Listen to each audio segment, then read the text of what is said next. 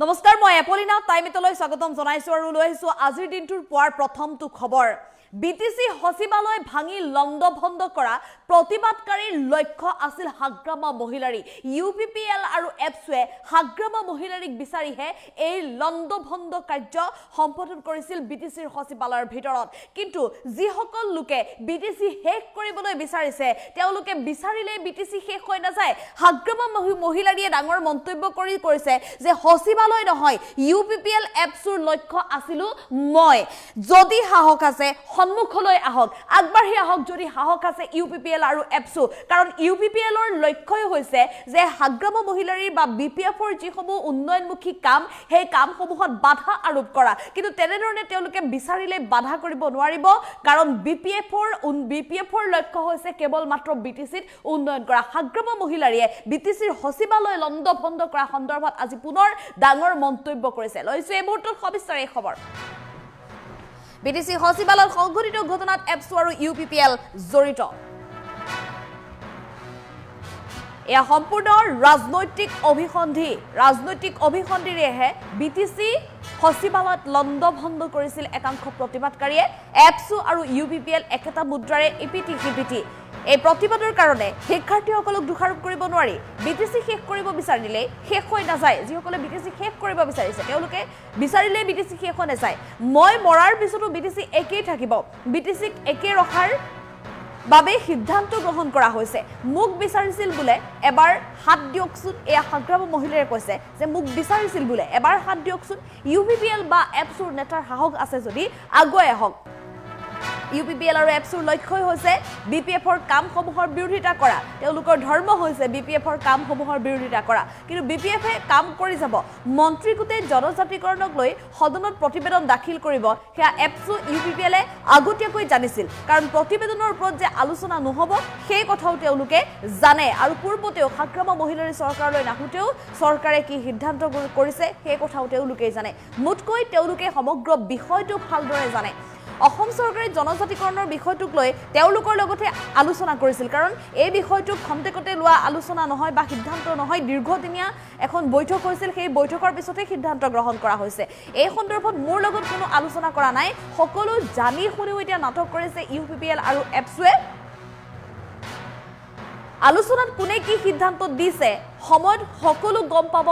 ৰাইজে যেটো প্ৰতিবেদন ৰাইজৰ সন্মুখত দাঙি ধৰা হ'ব কোনে কি সিদ্ধান্ত দিছে কোনে কি লিখি দিছে কোন জনগোষ্ঠীক ক'ত ৰাখিব সকলো গম পাব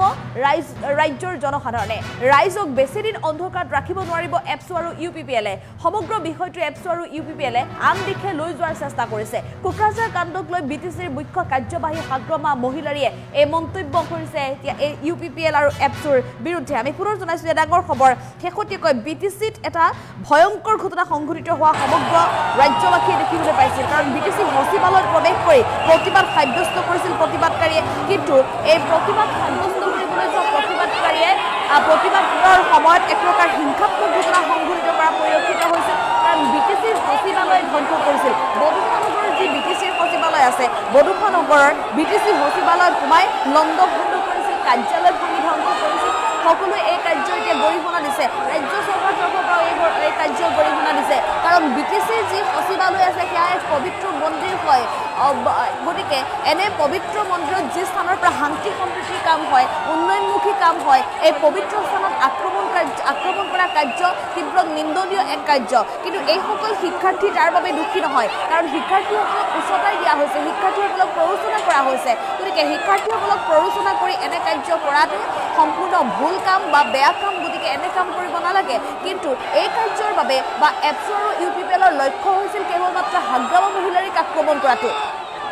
হাগ্ৰামা মহিলাৰীকে প্ৰতিবাদকাৰীয়ে বিচৰা বুলি এতিয়া হাগ্ৰামা মহিলাৰীয়ে মন্তব্য কৰি কৈছে যে হাগ্ৰামা মহিলাৰীক বিচাৰিহে প্ৰতিবাদকাৰী দল গৈছিল কিন্তু যদি সাহস আছে এপছু আৰু ইউপিপিএল আগবাঢ়ি আহক হাত দি চাওক এবাৰ হাগ্ৰামা মহিলাৰীৰ গাত কাৰণ হাগ্ৰামা মহিলাৰীৰ কাম হৈছে বিপিএফৰ কাম হৈছে কেৱল মাত্ৰ বিটিসিৰ জনসাধাৰণৰ উন্নয়ন কৰাটো গতিকে বিটিসিৰ জনসাধাৰণৰ উন্নয়নমুখী কাম কৰি যাওঁতে যদি হাগ্ৰামা মহিলাৰীক বাধা আৰোপ কৰিব বিচাৰে তেতিয়াহ'লে সেই বাধাক প্ৰত্যাহ্বান জনাই হাগ্ৰামা মহিলাৰীয়ে নিজৰ কাম কৰি যাব এপছু আৰু ইউপিপিএলৰ কেৱল মাত্ৰ ধৰ্ম হৈছে বিপিএফৰ কামত বিৰোধিতা কৰা, বিটিচিক শেষ কৰা। কিন্তু বিচাৰিলে বিটিচিক শেষ কৰিব নোৱাৰিব। বিটিচি মই মৰাৰ পিছতো একেদৰে থাকিব বুলি মন্তব্য কৰিছে। এতিয়া হাগ্ৰামা মহিলাৰে এটা গুৰুত্বপূৰ্ণ মন্তব্য কৰিছে আৰু সমান্তৰালভাৱে তেওঁ UPPL আৰু এপছৰ বিৰুদ্ধে এটা গুৰুতৰ অভিযোগ উত্থাপন কৰিছে। কৈছে যে ৰাজ্য চৰকাৰে সদনত যি প্ৰতিবেদন দাখিল কৰিছে সেই প্ৰতিবেদন সন্দৰ্ভত যে আলোচনা হ'বলৈ কোনো বাট নাই সেই কথাও তেওঁলোকে পূৰ্বৰে পৰাই জানিছিল। কাৰণ জনজাতিকৰণ সন্দৰ্ভত ৰাইজে কি সিদ্ধান্ত গ্ৰহণ কৰে, UPPL সেই সময়ত যিহেতু বিজেপি চৰকাৰৰ লগত আছিল, গতিকে তেওঁলোকৰ লগতহে আলোচনা হৈছিল। যি সময়ত হাগ্ৰামা মহিলাৰী শাসন বা বিটিচিৰ শাসনভাৰ হাতত লোৱাই নাছিল, তেতিয়াই যিহেতু জনজাতিকৰণ সন্দৰ্ভত ৰাজ্য চৰকাৰ বৈঠকত মিলিত হৈছিল। গতিকে আলোচনা কি হৈছিল, কোনে কি সিদ্ধান্ত ল'ব, প্ৰতিবেদনত কি কি পৰামৰ্শ থাকিব, সকলো কথা UPPL জানিছিল। UPPL আৰু এপছু যিহেতু এটা মুদ্ৰাৰ ইপিঠি সিপিঠি, গতিকে UPPLৰ পৰাই সকলো কথা এপছুও জানিছিল। গতিকে তেনে অৱস্থাত UPPL আৰু এপছুৱে জানি শুনি এতিয়া সকলো নাটক কৰিছে। চৰকাৰৰ বিৰুদ্ধে তেওঁলোকে খুব প্ৰকাশ কৰিবলৈ গৈ নিজৰ সম্পত্তি ধ্বংস কৰিছে। গতিকে এনে কাৰ্যৰ বাবে এক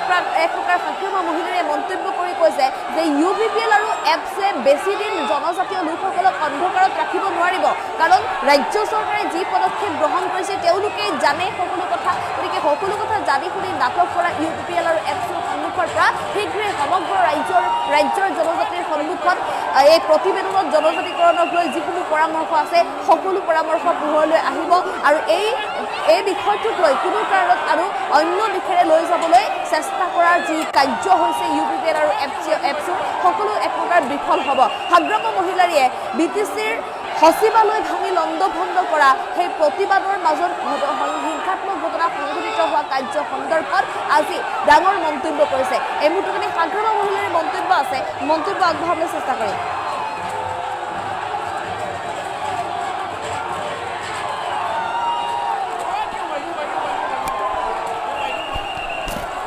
এইটো ভুল ছাত্ৰ ছাত্ৰীসকলৰ নহয়, এইটো ভুল এই UPPL লিডাৰ আৰু এই আপছু লিডাৰ। ইহঁতৰ কাৰণে এই ছাত্ৰ ছাত্ৰীসকলক আমি ভিক্টিম কৰিব নোৱাৰো, প্ৰয়োজন নাই। কথা এইটোৱে প্ৰমাণ দেখাই দিয়ক প্ৰমোদ বড়োৰ দিনত বা আপছুৱে এছটিকৰণৰ ক্ষেত্ৰত কি লিখি দিছে কি লিখি দিয়া নাই, পিছত চবেই গম পাব। এইবিলাক লুকাই ৰখাৰ কোনো প্ৰশ্ন নাহে। ইহঁতে কাৰ লগত কি কথা পাতিছে পাতা নাই সেইবিলাক আমি গোটেই জানো। এইটো নাটকহে কৰি আছে ইহঁতে আন্দোলন কৰি পেলাই। এইবিলাক স্কুলৰ ল'ৰা ছোৱালী কলেজৰ ল'ৰা ছোৱালীসকলক লৈ পেলাই এনেকুৱা ধেমালি কৰাটো আমাৰ কাৰণে দুৰ্ভাগ্যজনক। আপছুৱে কি নাটক কৰিব বিচাৰে, এইটো এনেই ওলাই যাব। মই নকম আজিও, এইটো এনেই ওলাই যাব। আমি নাজানা বুলি ভাবি আছো নেকি? আপোনালোকে কাৰ লগত কি আলোচনা কৰি পেলাই কি কৰিছে, আজি কি কেনেকুৱা ধৰণৰ আন্দোলন কৰিছে আৰু কি আন্দোলন কৰিব, সেইটো কিমান দিনলৈকে আন্দোলন কৰিব আমি নাজানো নেকি? এছটিকৰণৰ ক্ষেত্ৰত আপছু আৰু UPPLে মই যিমান দূৰ জানো ইহঁতে বেছি স্পষ্টকৈ জানো কি কৰিব নকৰিব। আপছু আৰু UPPLে মোতকৈ বেছি ভালকৈ জানে এই ছয় জনগোষ্ঠী বা কোচ ৰাজবংশী আৰু আদিবাসীসকলক এছটিকৰণৰ ক্ষেত্ৰত চৰকাৰে কি কৰিব নকৰিব মোতকৈ বেছি ভালকৈ জানে UPPL নেতা আৰু আপছু নেতাসকলে। এইটো নাটক কৰি লাভ নাই ভাই, নাটক কৰি লাভ নাই। আজি এক্সপ'জ হোৱা নাই, অহাকালি হ'ব, অহাকালি নহয় পৰহি হ'ব। কিমান দিন লুকাই ৰাখিব? মই নাজানে বুলি ভাবি আছে নেকি? মোক মানে কি নাটক এইবিলাক কৰক না। BTC থাকিব, মই মৰাল পিছত হ'লেও BTC জিন্দা থাকিব। এইটো নষ্ট কৰিব নোৱাৰে কোনোবা আপছু বা কোনোবা UPPLে। স্পষ্ট কথা সেইটোৱে। মোক কি কৰিব বিচাৰে, ভাঙাই দিয়ে আৰু মোক মাৰিব বিচাৰিছে নেকি? যোৱাকালি একবাৰ হাত দিব দিয়ক না, একবাৰ হাত দিব দিয়ক। কোন আপছু নেতা কোন UPPL নেতা মোক মাৰিবৰ কাৰণে বিচাৰি আছে বোলে,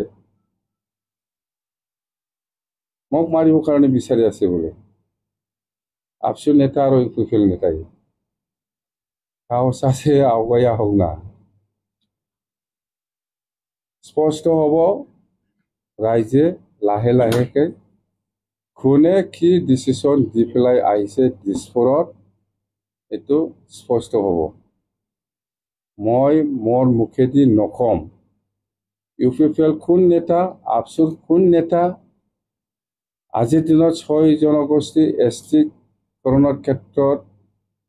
কাক কি কৰিব লাগে কাক কি পৰ্যায়ত ৰাখিব লাগে এইবিলাক ডিচিশ্যন দিয়া আপচু লিডাৰ আৰু UPPL লিডাৰ মোক লৈ আজিলৈকে দিছপুৰ বা দিল্লীয়ে এই 6 জনগোষ্ঠী ইছ্যু লৈ পেলাই আলোচনাই কৰা নাই কিন্তু কৰিছে ইহঁতক লৈ পেলাই